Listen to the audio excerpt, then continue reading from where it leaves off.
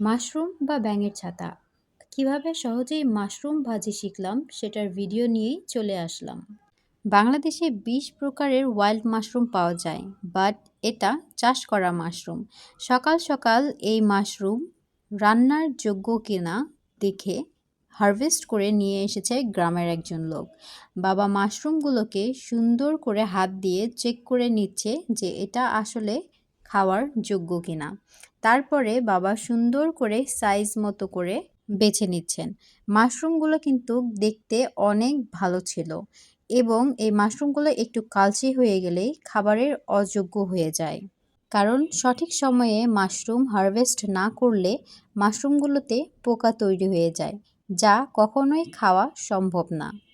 এত সহজেই এই মাশরুম রান্না হয়, আপনারা এই রেসিপি দেখলেই বাসায় যদি একবার বানিয়ে খান তাহলে মাশরুম লাভার হয়ে যাবেন।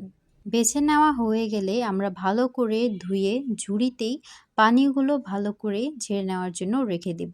চলে আসলাম রান্নায়। রসুন, পেঁয়াজ, মরিচ তেলে ভেজে পরিমাণ মতো হলুদ দিয়ে দিচ্ছি। তারপর দিয়ে দিচ্ছি পরিমাণ মতো জিরা আর পরিমাণ মতো লবণ। মাশরুম ধুয়ে নিলেই আরও বেশি সফট হয়ে যায়। তারপর সেগুলো দিয়ে দিব। মজার ব্যাপার হচ্ছে মাশরুম ভাজিতে কোনো প্রকারের পানি দেওয়ার প্রয়োজন হয় না, কেননা এই মাশরুম এতই সফট যে অনেক সহজেই সিদ্ধ হয়ে যায়। অনেকে বলে এই মাশরুম খেতে নাকি মুরগির মতো টেস্ট হয়, আর আমরা জানি মাশরুমে হিউজ ক্যালোরি থাকে। ৩-৪ মিনিটের জন্য ঢেকে রাখবো। ঢাকনাটা তুলেই দেখি মাশরুমগুলো সিদ্ধ হয়ে গেছে। তারপর ভালো করে ভাজি ভাজি করে নেব।